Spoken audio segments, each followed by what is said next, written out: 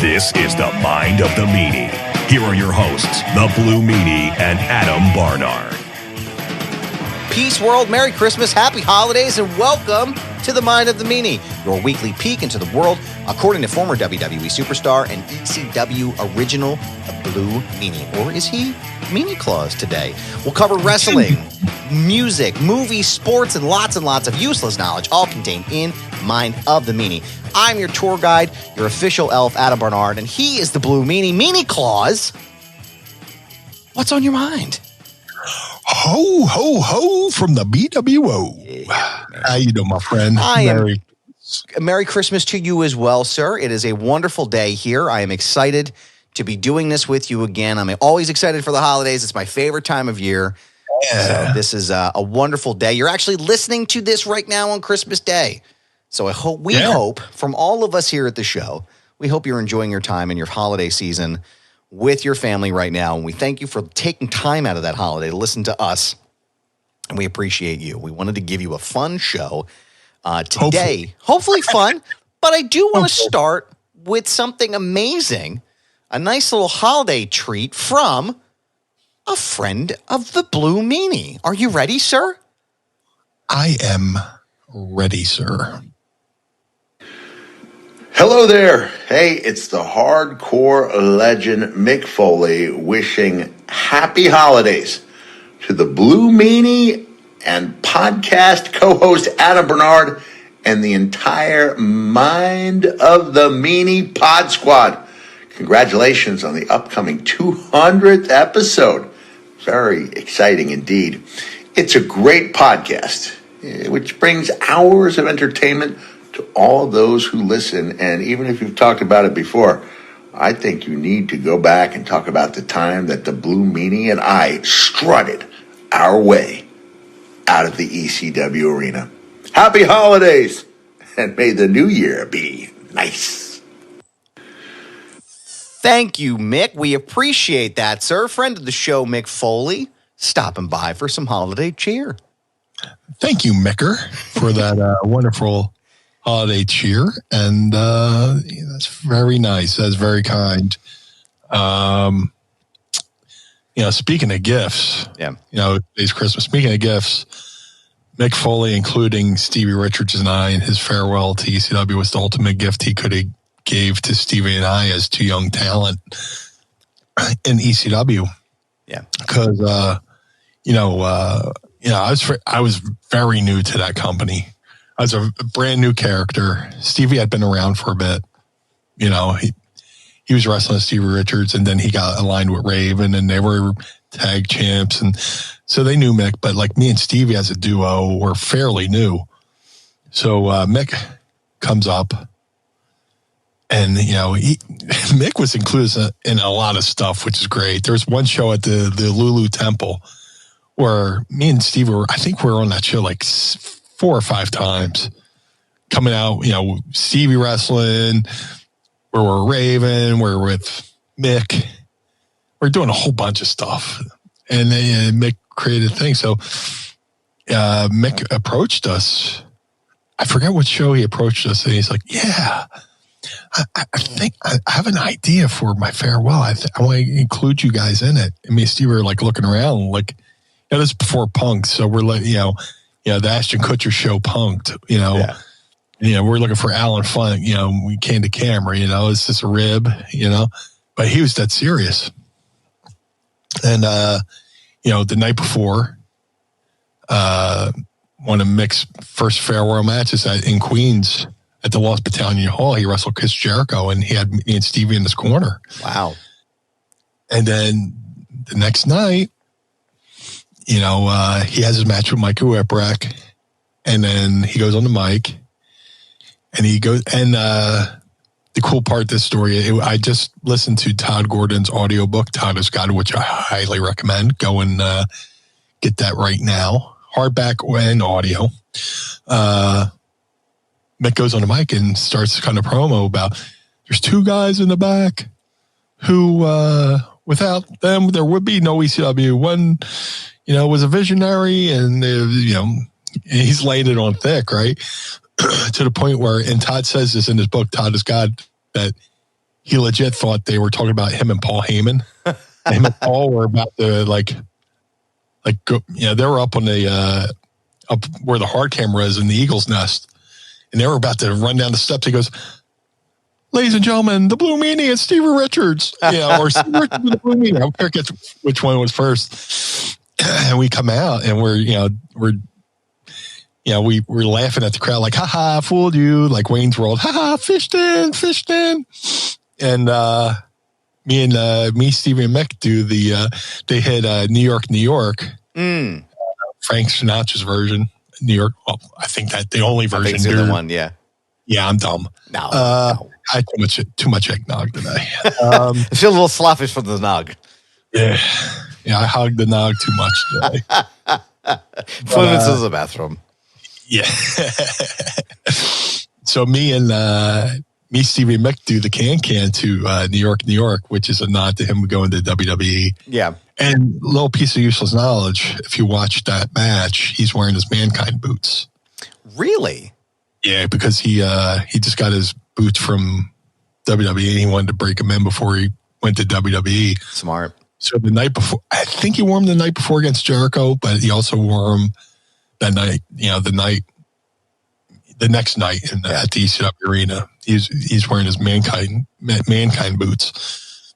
And, like anything, he gets on the mic, he's like, we want to do the Fargo Strut, and we did the Fargo Strut right out of the ECW arena. So amazing. Today's Christmas, and talk about giving and, giving presents.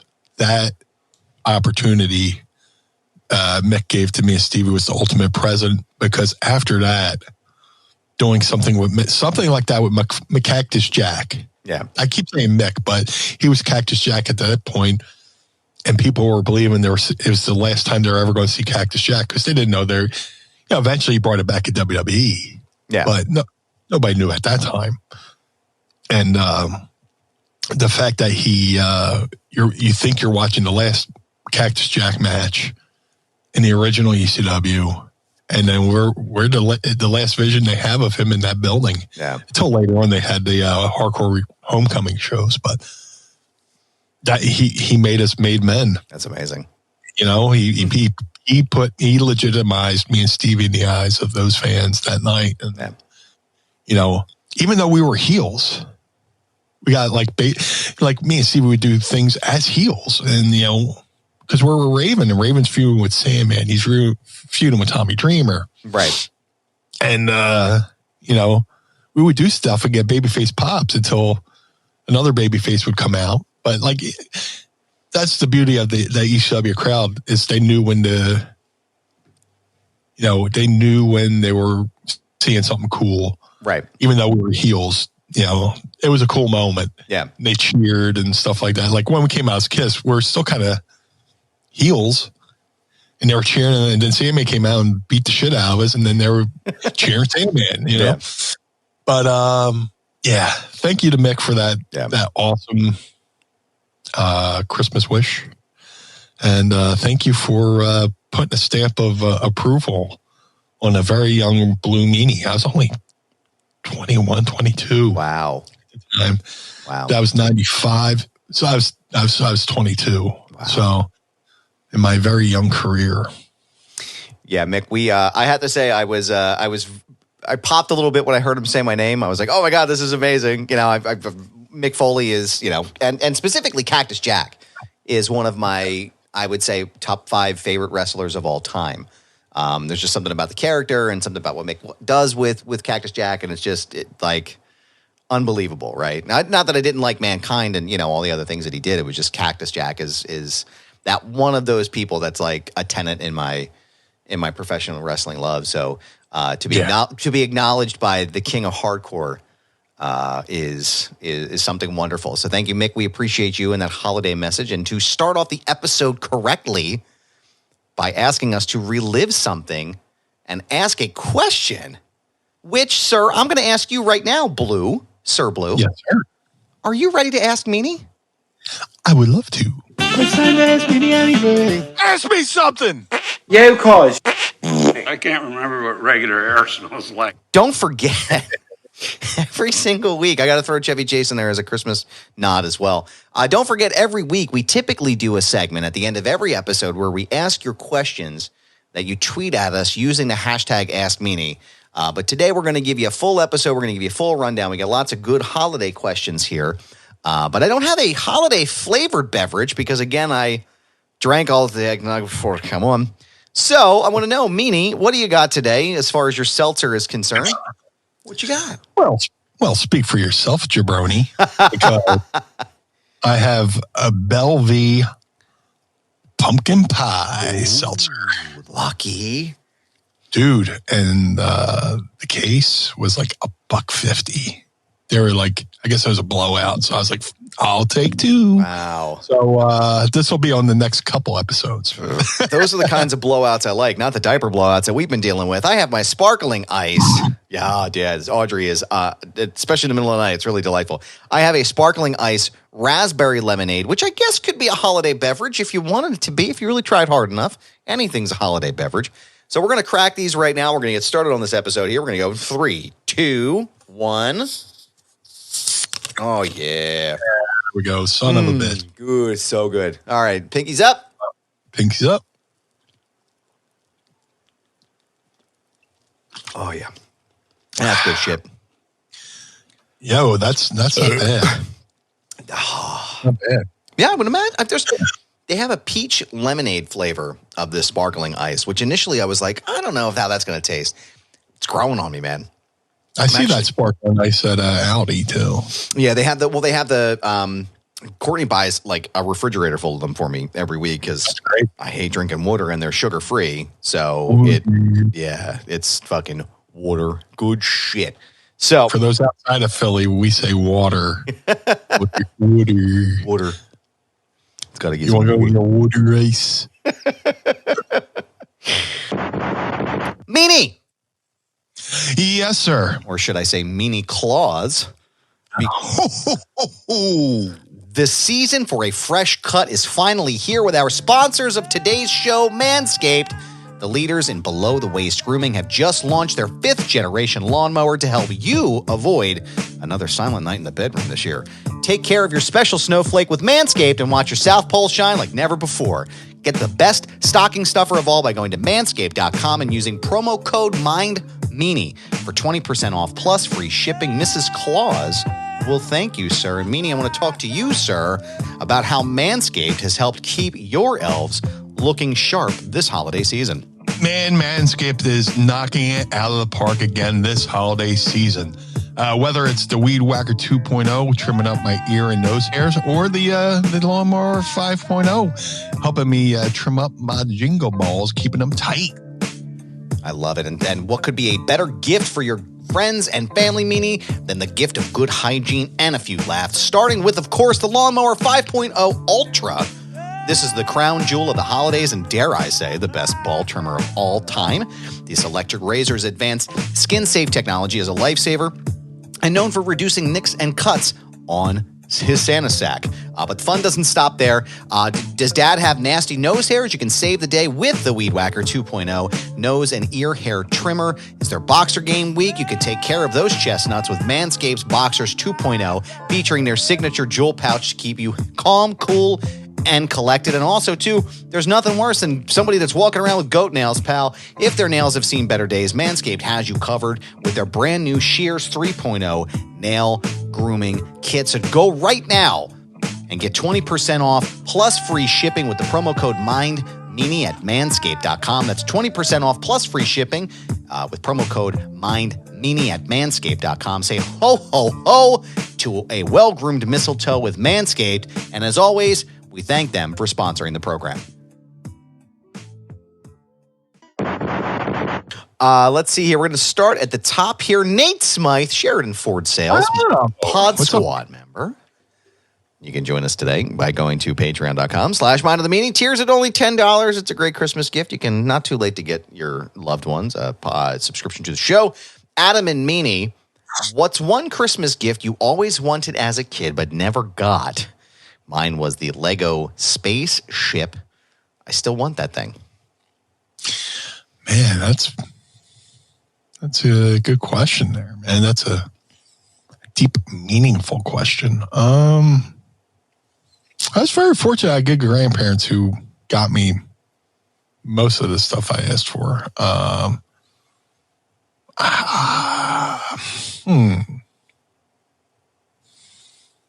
There was like this helicopter I saw in the 5 and 9. Like, I'm old enough that I remember going to a 5 and 9, store in small town New Jersey, Gloucester City, New Jersey.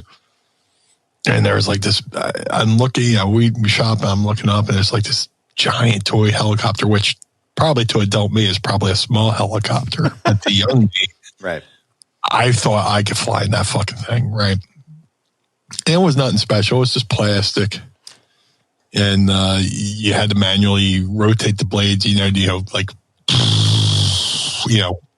spin them yourself. But that was kind of something I always wanted, I also have to think back too, because like there's times where I had confirmation, and when I was going to Catholic school and I had confirmation, they got me stuff I wanted too. So I was trying to think I'm trying not to confuse birthday gifts with Christmas gifts, but there was that one helicopter. I was a little kid. I always wanted and never got.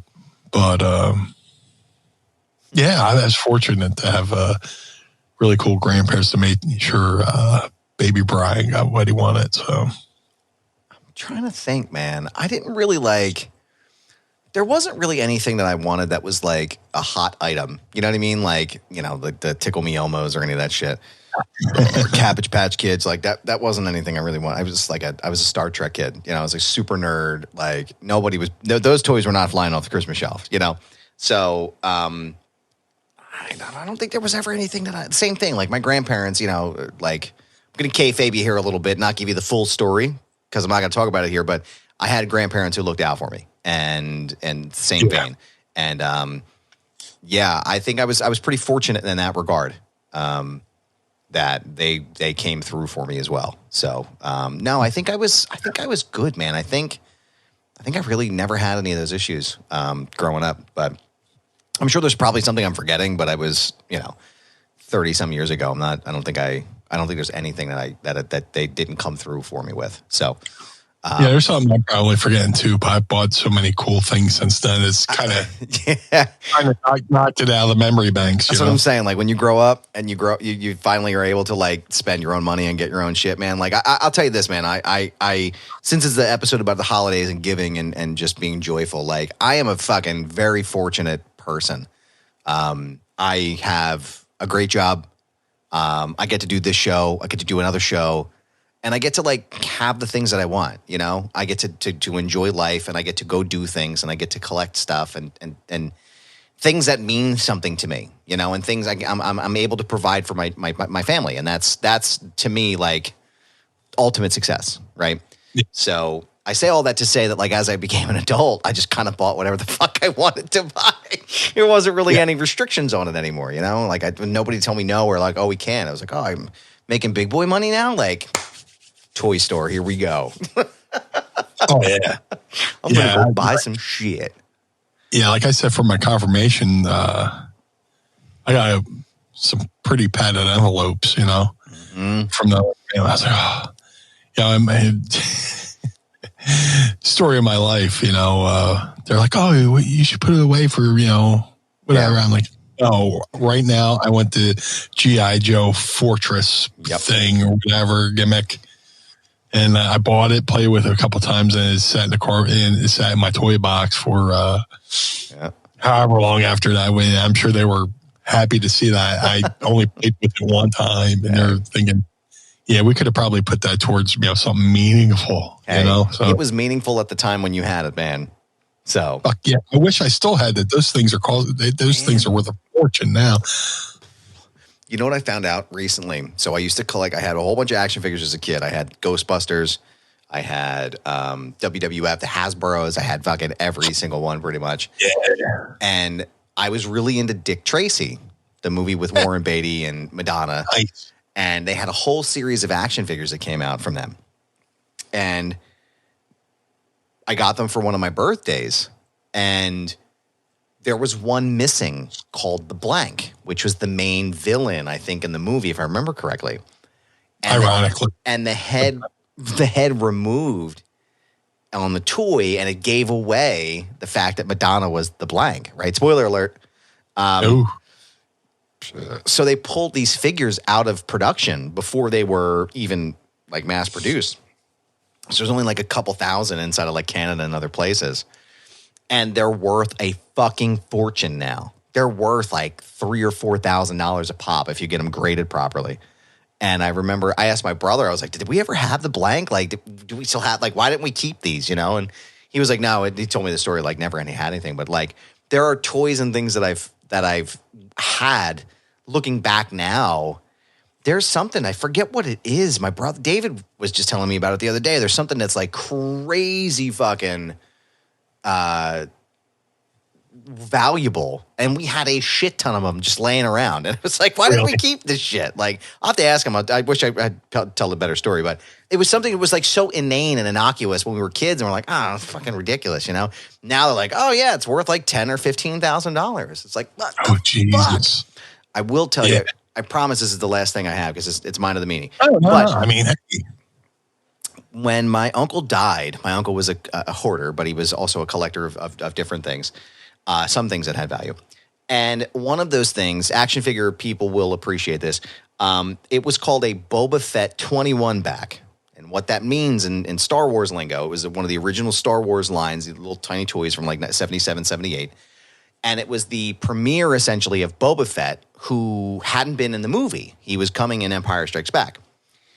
And on the back of the card, there were 21 other figures, and I don't believe Boba Fett was included on that card. And it's become like a very valuable action figure. Well, I fucking had one. And I was laid off in 2015 from my job. And I sold this action figure for a significant amount of money, and it kept us floating pretty much the whole time I was laid off. And it was like, you know, thinking back, I'm like, oh, we could have kept it. I could have been worth like twice the amount now. And I was like, fuck, I fucking needed that shit right now, man. But holding one of those things in your hand is wild, man. So.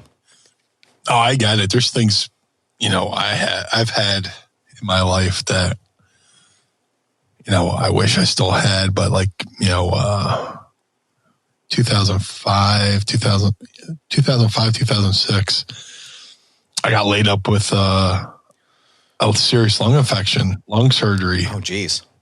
And, you know, I was laid up for a while and not having anything, no money coming in. And there's things that I was like, fuck. Yeah. I'm going to have to sell this, sell that, sell the other thing. And, you know, it got us by, you know, until I could get, you know, more bookings and shit like that. But I still sit here to this day going, man, I wish I still had this, that, and the other thing. I don't even want to mention out loud what the cool things I've sold. Man. Well, a lot of it was my ring. Well, stuff that I don't want to mention is like, you know, I don't want to piss myself off all over again. But like, there's like ring worn stuff I wish I would have kept, like my original BlueDust robe, my original BlueDust outfit. I sold one of my EW Letterman jackets, which I still have my first one, which is awesome. The red one with the black sleeves. Yeah. I wish I would have kept the black one too. It's like, motherfucker, you know, just, you know, it would have been cool to have something like to maybe hang on a wall, you know, but you know, it's serving somebody else well right now. Yeah. Machete Von Kill wants to know. She gets a yo cuz. Yo cuz. Yo cuz. Is Meanie an Emmett Otter fan? Are you guys down with any Christmas horror movies? And do you have any favorites? Oh man, that's what's the Christmas? Well, not really. I'm sorry to disappoint. But there was that Christmas movie came out either last year or the year before with the guy from Stranger Things. He was the Santa Claus and he was just fucking killing people. Oh yeah. What the hell was the name of that movie? Oh my God. I suck. I hate that. I can't, my memory's such shit anymore. But Violent Night is the name of the movie. Oh, what was that again? You kind of get. Oh, did I glitch there? Went through the Matrix. Sorry. Violent Night. Oh, yeah. That was very good. That was very good. But as far as Christmas horror movies or horror movies in general, I really haven't kept on pulling because I guess mostly because I watch documentaries of like real life horror shit. It's like, oh. Yeah. And sometimes reality's scarier than fiction, but Violent Night was really good. But I wish I was. And sorry, I couldn't give you a better answer. Yeah. Sure.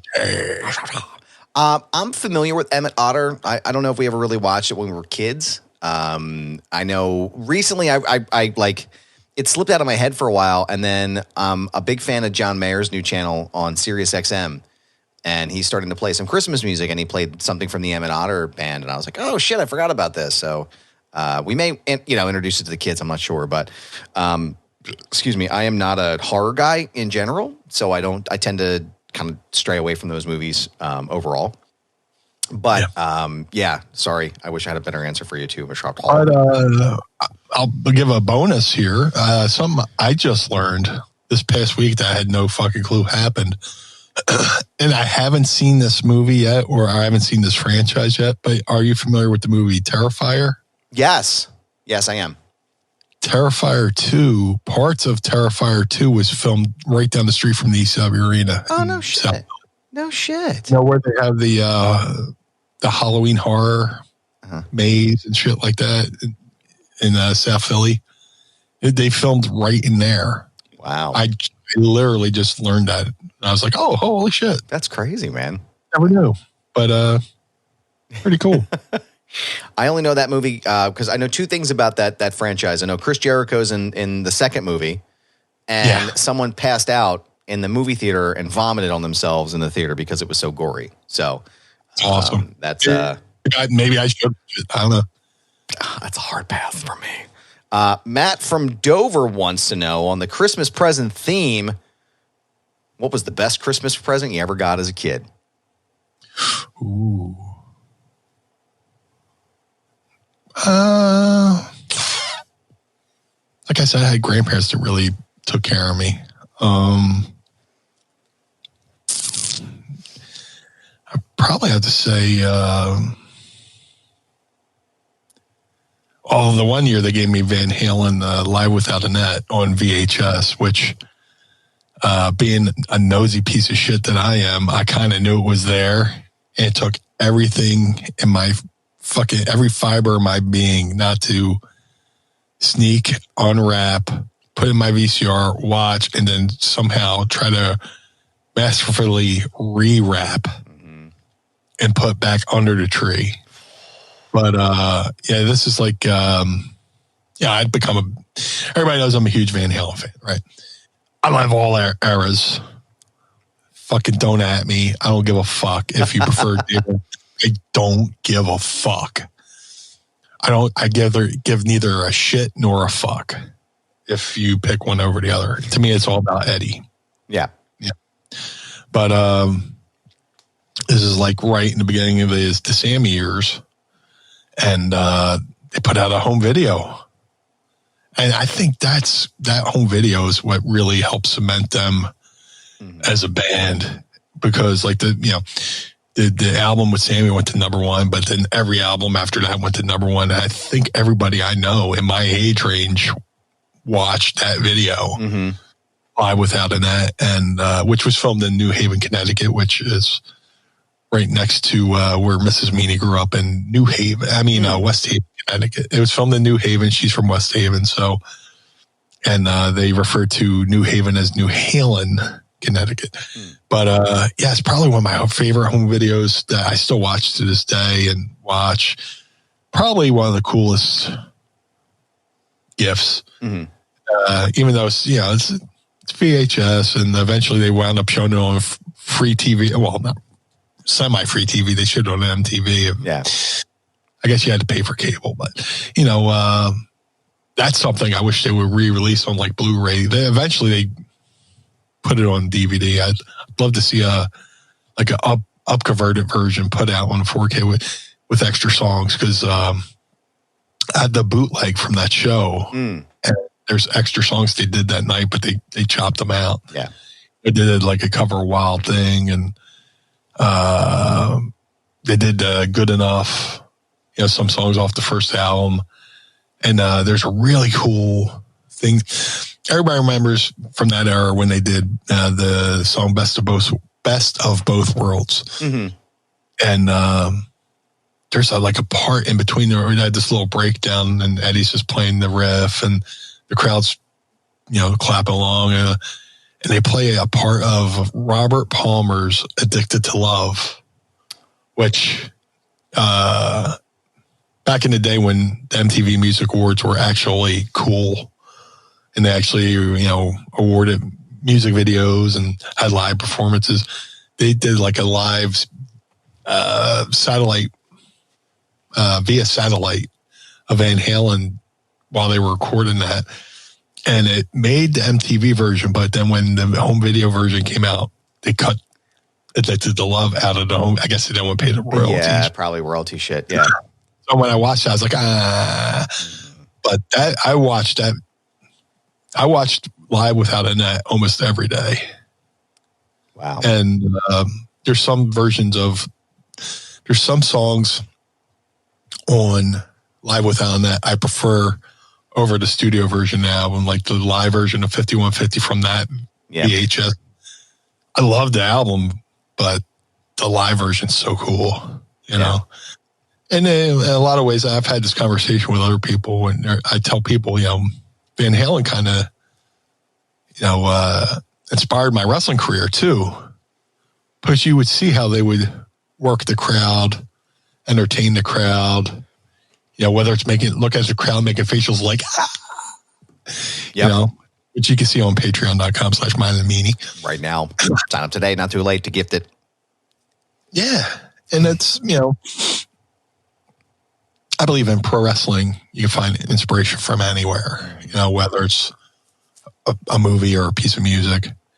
And, getting back to the, Christmas gift to me, that was a formative Christmas gift, because everybody could have got toys and that and other thing, but watching that video and almost studying it, shaped, my charismatic side, so to speak. How about you? Enough about me. No, this is the mind of the meanie. It's not mind of the Adam. Jesus. I feel bad. I was rambling on the last episode. I'm trying to remember. I know what it was. It was a Polaroid camera. I was, I think, 9 or 10. And I had just really started discovering my love for photography. And I don't remember who bought it for me, but it was always attached to me whenever I went anywhere. And I always had like packs of film. People would carry like tapes and shit in their backpack or whatever.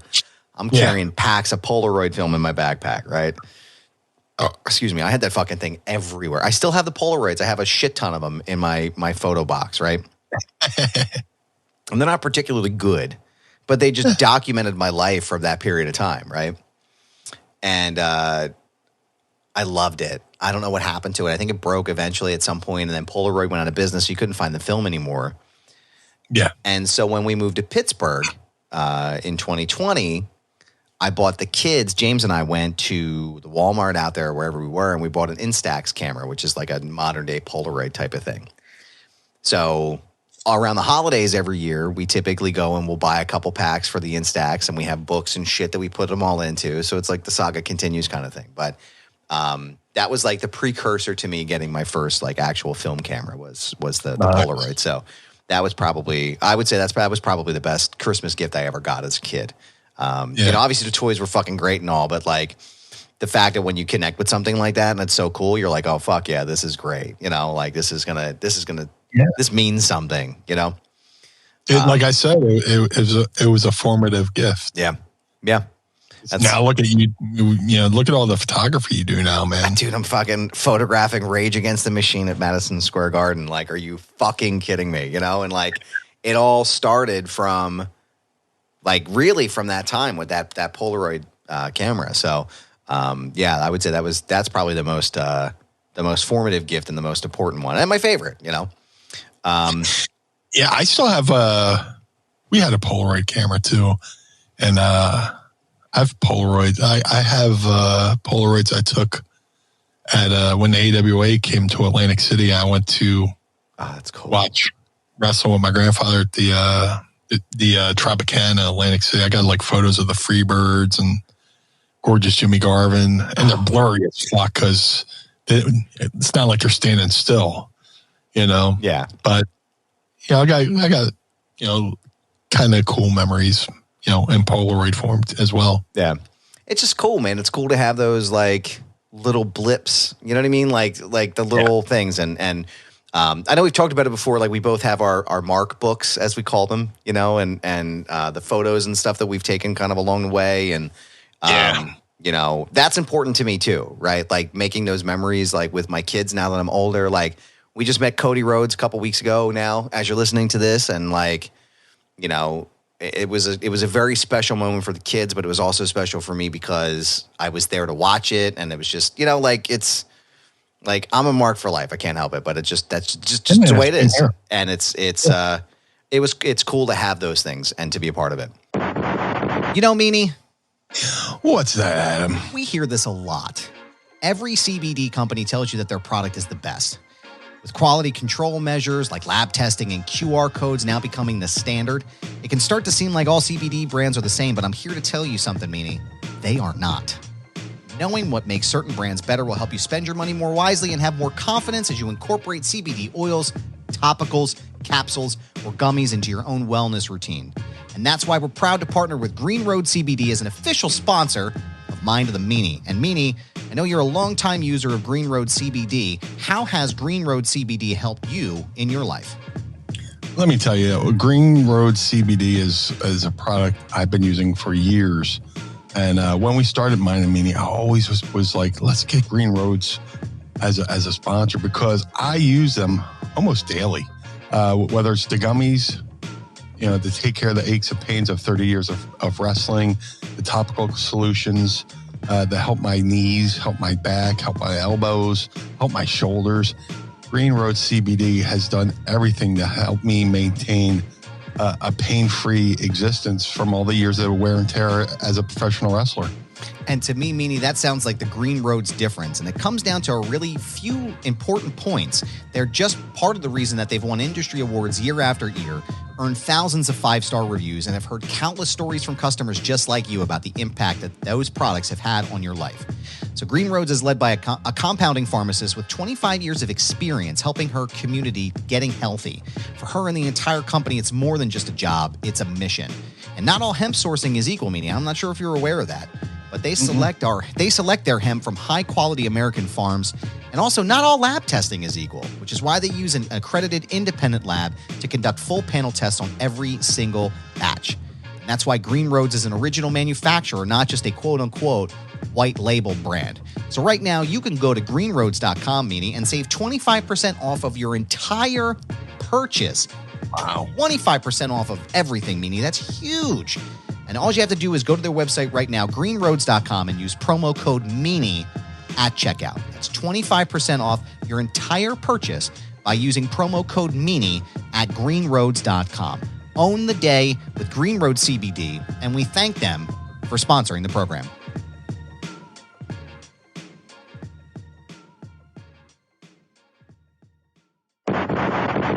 Oh my God, I can't believe I'm going to ask you this question, but it's another one from Matt from Dover. Sure. Did you ever have an ugly Christmas sweater akin to Ralphie's bunny suit in A Christmas Story? Parentheses, Adam, you have to tell him about the Patsy sweater. No, I didn't. Well, I had a couple ugly sweaters, but they weren't, and I kind of got them on Christmas, but they were not your typical ugly Christmas sweaters because I had an aunt who would buy you clothes that you would not be fucking caught dead in. Mm-hmm. Where like, and me and my cousin Jimmy were just like, Jesus fucking Christ, I ain't wearing that. Yeah, it was kind of like in a Christmas store when they look at the gift and they throw it over their fucking shoulder to get to the cool fucking thing. Yep. Yeah, my aunt, I'll say her name, fuck her, Anne Marie. She got me done.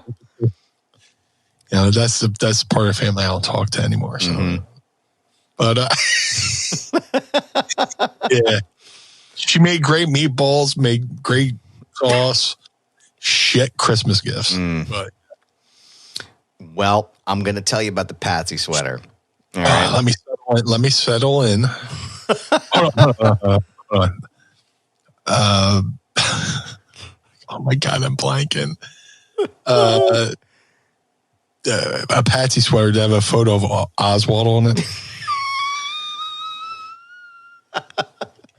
If it had a photo of Oswald on it, it would have been 3 times better than what I got. I'm a Patsy.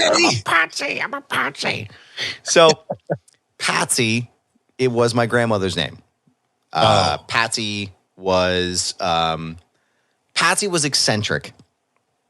My grandmother was she was a dance teacher for many years in Croydon. She owned her own dance studio. She was ahead of her time when it came to women as business owners. She was part of the USO. She knew Frank Sinatra and Sammy Davis and all kinds of really like famous people back then. And she danced and performed with them during the USO in World War II. She was a founding member of the Dance Masters of America. Just world renowned for her dancing. Eccentric as fuck, though. Like, Patsy was the kind of person who would, I swear to God, this is a true story. We're at my Uncle Alan's house at Christmas, and he had his kitchen and his dining room, and then there was like a little living room right out the front door. And we're all sitting in there, we're all talking, and all the cousins and shit, we're all like chopping it up. And Grandma walks in, leans, puts her weight over onto her left foot, and fucking rips a 20-second fart, man. That was like, I mean, it was like, imagine this noise, but like extended for a period of time. And I swear this is true. After she was done farting, she went, that just slipped out.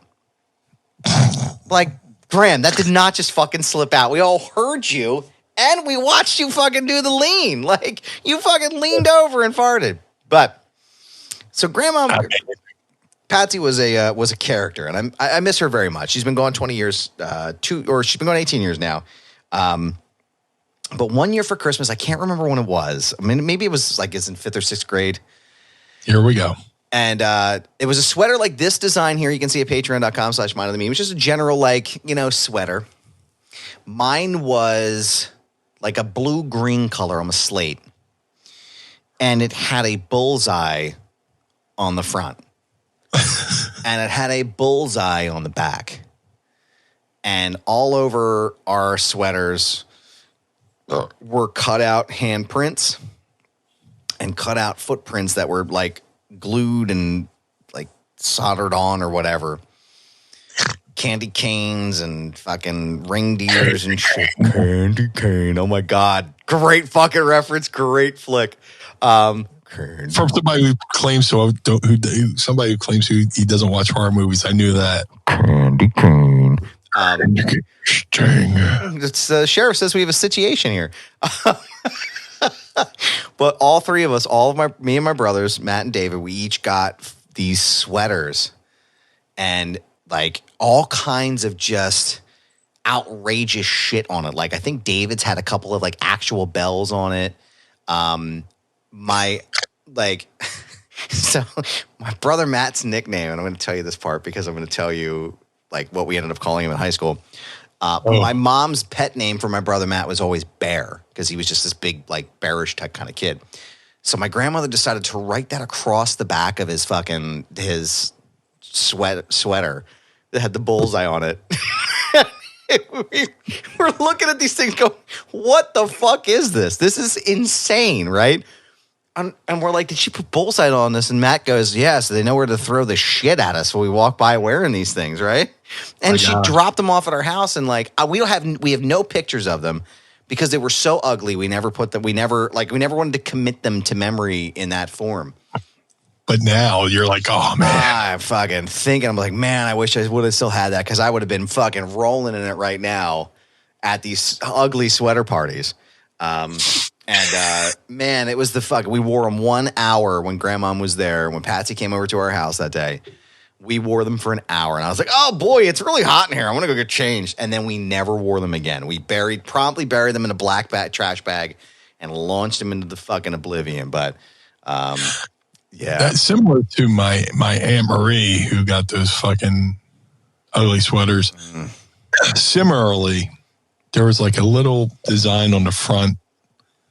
I forgot which side, but it was like this rainbow thing. And me and my cousin Jimmy had a fucking joke. It's like, what are we, NBC broadcasters over here? What the fuck is it? What is this? Oh my God. You know, but yeah. Maybe we should do a t-shirt design of the Patsy sweater for wrestling. Jeez. Schlichter's just like, I've never made something so ugly before in my whole life. Yeah. I had to unlearn how to be artistic. He's like, I quit. I'm never fucking doing another thing for you guys. It's like, you know, the movie Dumb and Dumber when Jim Carrey says he would look at Jeff Daniels and you just watch his IQ drop as he was getting into character, you know. You know. Oh my God. Horrible, horrible, horrible, horrible. So that is the Patsy story. That's the Patsy sweater. And it did exist. It was a real thing, and it was just as horrible as it sounds. But I told you about his nickname because eventually Matt, you know, he would use it as like his early gamer tag. One of our friends, Alex, came over and was like, "Oh, why do you know, what's Bear? What does that mean?" And he looked right at me and goes, "My nickname is Bear, Dick." And it went on and said, so my buddy Billy goes, wait, your nickname's Bear Dick? So he became Bear Dick. So I had to tell that story too because he made me tell the Patsy story. But a couple last questions here. We got a handful left. Robert Kelly, friend of the show, Robert Kelly wants to know, what Christmas song do you think would be best as the entrance song for the Sandman, Sabu, and the Dudleys? Man. I don't know, but like as far as like a song that I don't know if I could give each one a Christmas song, but as far as a Christmas song that could be really good ring entrance music is Gary Hoey. There's a guitarist named Gary Hoey. He does an instrumental version of You're a Mean One, Mr. Grinch. And it's pretty fucking badass. It's pretty good. I would bring it up and play it, but I want us to get zapped on YouTube. I don't want us to get pinched. But yeah, definitely go out and look up Gary Hoey. I forget how to it's spelled like Hoey? Hoey maybe. Something like that. Yeah. And the instrumental version of You're a Mean One, Mr. Grinch. That's just great. That would just be like great ring entrance music for Christmas, or if you're having a holiday themed show, that would be the good music. Yeah. You know, when I was running shows, I always try to have a song that would hit. Like Esabi always hit that boom, boom, and you knew the show was starting. Yep, that would be the perfect song to start any show that was like ran around the holidays. Let me see here. Carlson, friend of the show. What's up, Carlo? We appreciate you listening every single week and tweeting at us. So I am here listening to Jim Cornette drive-thru. Well, goddamn, double cheese. Extra onions, motherfucker. And they brought up my favorite Blue Guys action figure. I didn't know that. Really? I didn't know that either. Carlo, can you tweet us or send us the link for that? Because I'd love to listen to it, or at least maybe, play it next week. So naturally, my question has nothing to do with that. I guess you just shout it out. Blue, do you think you can teach Goob to do a sunset flip? Oh, yeah. Sunset flip is, well, then again, if I could do it, you could do it. It's I'm sorry, I'm having a flashback. So all the times I've seen guys do sunset flips and get farted in their face, you know. Just hitting those ropes and it's like, oh, excuse me. No, like the headbangers would call, shoot somebody in, say sunset flip, bow down like they're going for the backdrop, have their opponent do the sunset flip. And we came up with is the guy's ass right in his face. He was right in the guy's face who gave him the sunset flip. Oh, yeah. I'm sure I could. Dude, as of this recording, I've already seen it, but I can't give it a review now. But I'm going to go see the Iron Claw. Oh, yeah. I kind of was mad that there was a screening 20 minutes from my house like a week and a half ago, and I wasn't invited. And I know people who went who didn't go, hey, Meanie, want to come along? Mm-hmm. No, they didn't. But when I said something on Facebook, another friend said, hey, I'm having my own screening. Would you like you and Mrs. Meanie like to come along and be a guest? I'm saying this because the dude who plays Kerry Von Erich was just on Jimmy Kimmel Live. Jeremy Allen White, I want to say his name is. Mm-hmm. Yep. And they show him do a spot where like the opponent's charging him in the corner. He puts his legs up and does the sunset flip. And he talks about how he did the sunset flip. He didn't realize till he watched back the movie and saw how close his head was to hitting the mat, kind of thing. And it's one of those moves that's fairly simple, but if you don't do it right, if it's not timed right, it could do some damage. But yeah, it's and shout out to maybe like one of my favorite sunset flips of all time is Rocky Johnson. So since we're on the subject, I don't know if we'll ever talk about the sunset flip ever again. Yeah, shout out to Rocky Johnson and his sunset flip. RJ Krasinski wants to know, what's up, RJ? What's up, RJ? What's going on, dude? He's got two questions for us. What would the BWO Christmas single sound like? Probably like the Jakar mix that we play with sleigh bells. Yeah. Which maybe Carl can do that. I think he can. Maybe do that in post. Fuck it, we'll fix it in post. Fuck it, we'll do it. Yeah, no, we're the opposite. Fuck it, we'll do it in post. No, I'll write it and we'll do it live. And then second question is, do you believe that Damian Priest needs to break away from the Judgment Day to fully become a world champion? Not necessarily. Because I like the Judgment Day. I love the Judgment Day. And I love Priest. Try not to say his other names. I love that the faction gets together and they all have, well, Dom just dropped the North American belt, but I like they're like kind of like the Horsemen where everybody in the faction has a belt kind of thing. Yeah. And I think Priest would look pretty sweet with that world belt and be in that faction, but does he necessarily need to break away? No.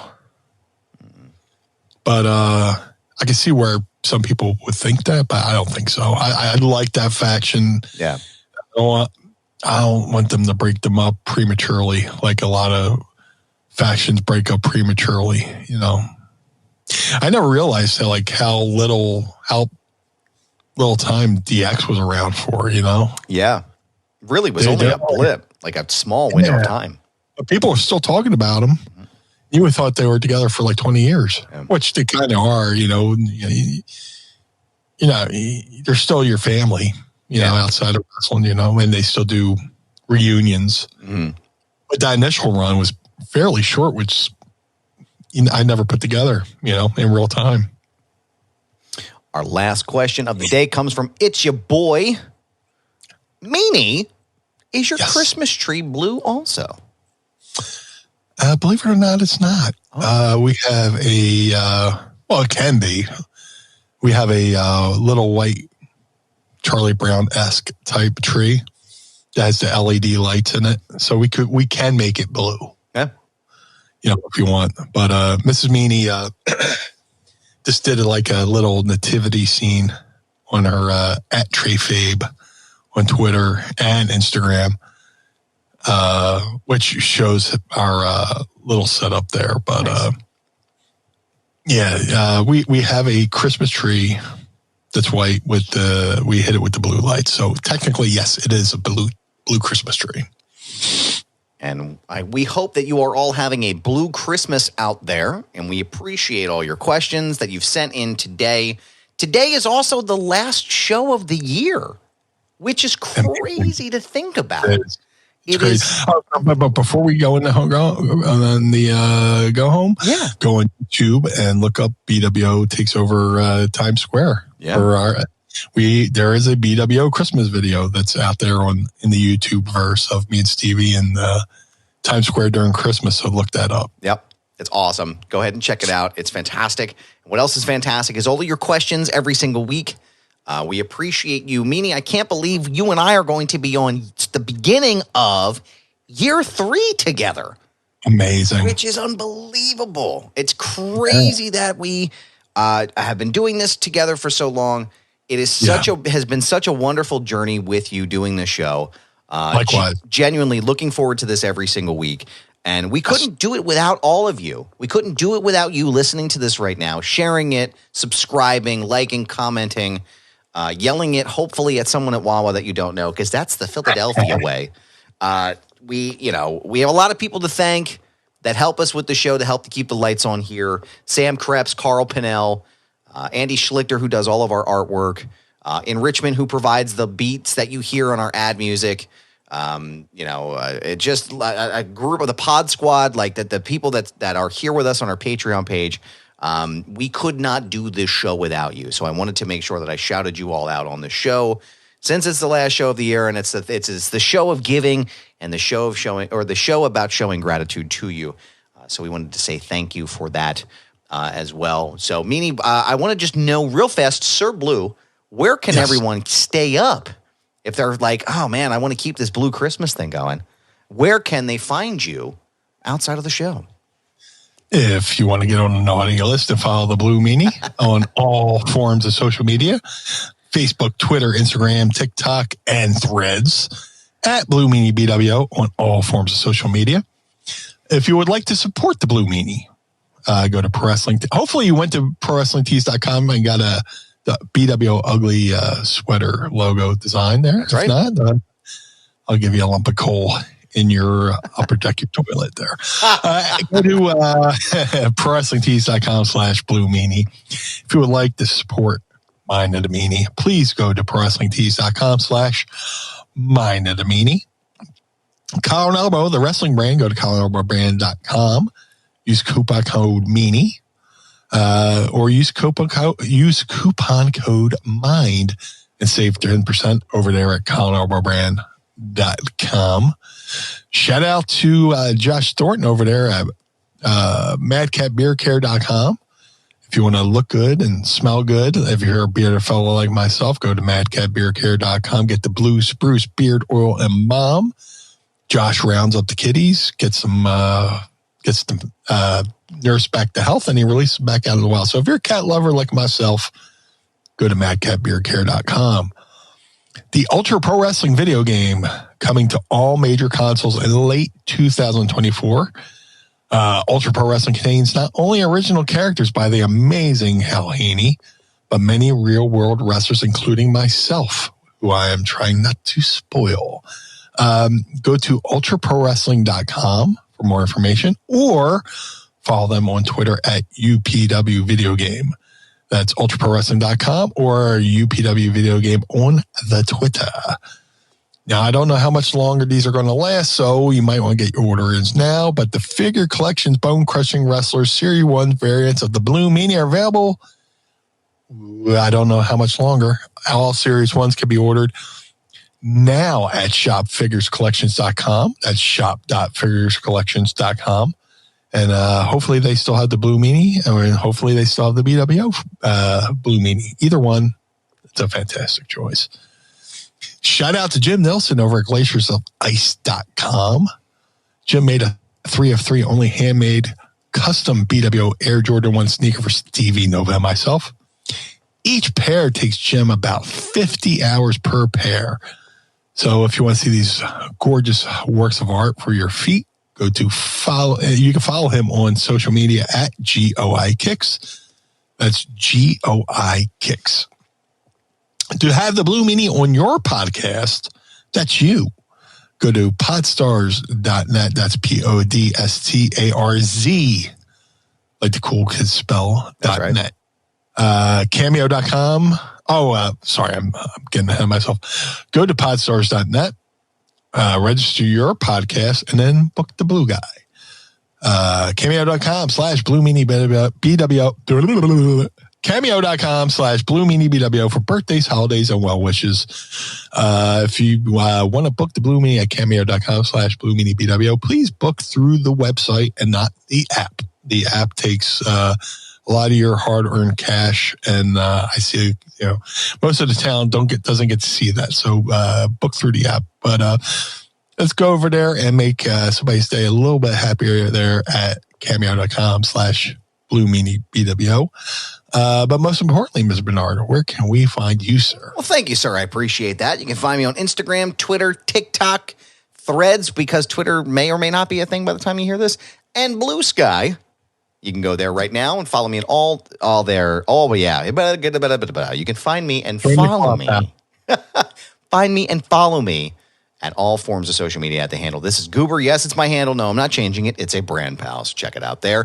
Foundation Radio is my other show. You can check that out at foundationradio.net. You can find the entire archive. And also, I'll have you know, you can listen to both of these shows, plus a ton of other cool shit with the Premier Podcast Network. You can subscribe right now to the entire channel. So go and check everything out there. So foundationradio.net. Brothers Gaddor, you can pick up your official, well, hopefully it's still available, your official Adam Barnard Wrestle Buddy. It's the very first licensed product I've ever done. It's fantastic. It's amazing. Get yourself one. Get yourself two if you want. You can keep one safe and then beat the shit out of the other one, but there's only a handful left. There's also a Blue Meanie Wrestle Buddy. And for the best option available, get yourself a 2-pack. That's right, 2-pack of a Mind of the Meanie 2-pack Wrestle Buddies of your favorite podcast host. So go to brothersgaddor.com. The Feinberg Method. Use promo code Goober and save up to 20% off of your entire purchase. My trainer, Brad Feinberg, is ready to help you with your mental and physical well-being. So go to thefeinbergmethod.com. Shout out to the homies at the 10th Ward Barbershop in downtown Lawrenceville on the outskirts of Pittsburgh, Pennsylvania. Go and get an appointment today with Kane or Jordan or the rest of the team over there and tell them Goober sent you. Appointments fill up quickly. Walk-ins, they do accept, but chances are you're not going to get one. So go and make your appointment today at 10th Ward Barbershop.com. ProWrestlingTees.com/Mind of the Meanie. ProWrestlingTees.com/Foundation Radio. Buy and pick up a shirt and keep the lights on. Casa DeMeanie and the Barnard Home for Wayward and Troubled Youth. Registered Historic Nut House. You can also go to patreon.com/Mind of the Meanie. Sign up today.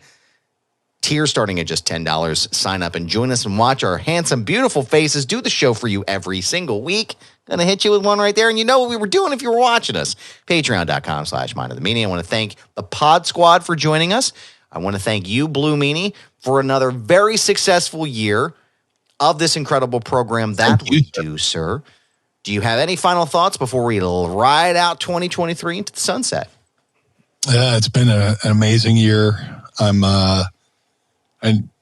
know this isn't a New Year's episode, but I'm figure get this out of the way. I'm grateful for everybody who listens to the show. I see people out in the wild, and they tell me that they look forward to the show every Monday morning. I'm grateful for the Pod Squad who put down their hard-earned money down at patreon.com/Mind of the Meanie and support us. I'm grateful for all the my friends in and out of the business who share this podcast with other people. It's nice to get feedback, and there's so many podcasts out there, and I'm grateful that you choose us. So, I hope you have a wonderful Christmas and a prosperous New Year. So, yeah, I appreciate everybody, man, because you could choose anybody, but you chose us. And I say thank you.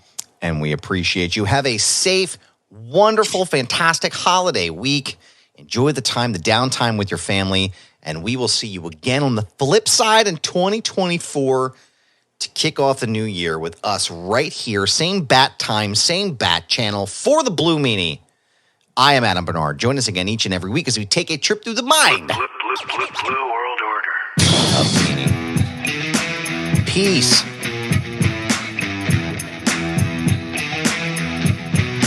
Blue World Order.